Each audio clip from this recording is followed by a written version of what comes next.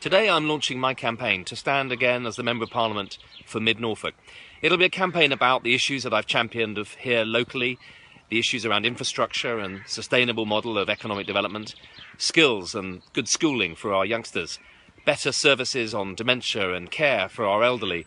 and a better model of planning here in Norfolk, and the Norfolk Way project that I've led and championed around a different vision for more sustainable rural development, vibrant villages and thriving towns. But this election is also an unusual election. It's a national election in which Theresa May and our generation of Conservatives are asking the country after the Brexit referendum and all the divisions it created to give us a mandate to put this country back together, to deliver Brexit, yes, and to do so in a way that tackles the domestic challenges that led to so much of the frustration that people have felt, but to do so in a way that resists the voice of the Scottish nationalists who want to break Britain up, the shrill voice of UKIP and the English nationalists who want a little England, and those also in the House of Lords, unelected, who think that we can somehow ignore the will of the British people and their desire for a new relationship with Europe. I think Theresa May has shown over the last 9 months the strength of character to be able to be given the mandate to deliver this. And I'm going to be asking the people of Mid-Norfolk whether they'll give me the mandate to work with her to deliver a Brexit that works for us all, a Brexit for the 48 as well as the 52, a one-nation Brexit for everybody in this country, whoever and wherever you are,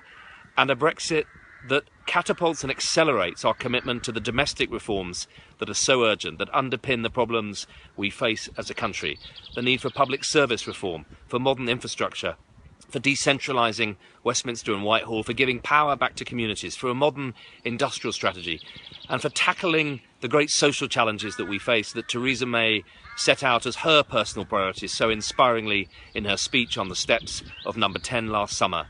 This is a one-nation, compassionate, conservative agenda committed to delivering Brexit, a democratic party that respects the frustrations and the aspirations of the British people and that is committed to tackling them, but in a way that holds us together, not breaks us apart. During the course of this election, I'm going to be getting out, knocking on doors, as I always do, but I also want to make this an election in which I go beyond the traditional campaign trail.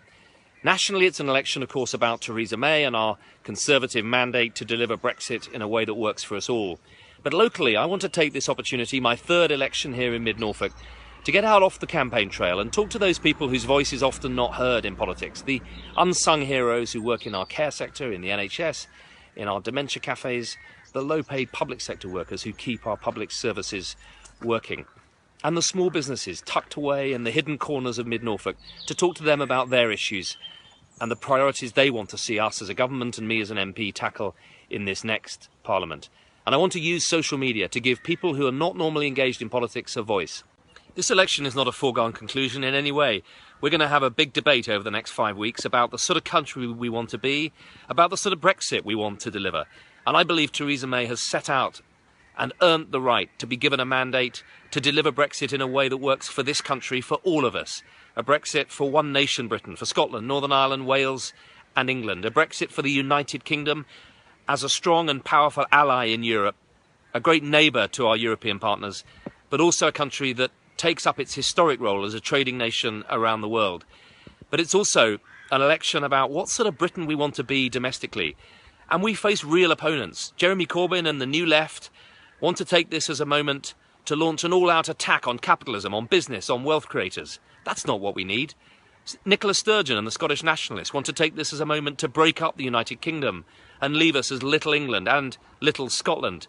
We face huge issues, and they're issues that we can only tackle if we come together. So please, on June the 8th,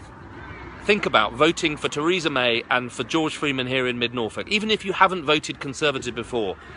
give us a mandate to make this a great moment for Great Britain, a moment where we come together and redouble our efforts to tackle the causes of the disillusionment that people feel with big government. Don't let this be the moment where we turn our backs on the world, turn in on ourselves, reject the future, and become a little, narrow, shrill England. Join us, Theresa May and the Conservatives, to make a success of this moment in a way that unites us as a country and as a society.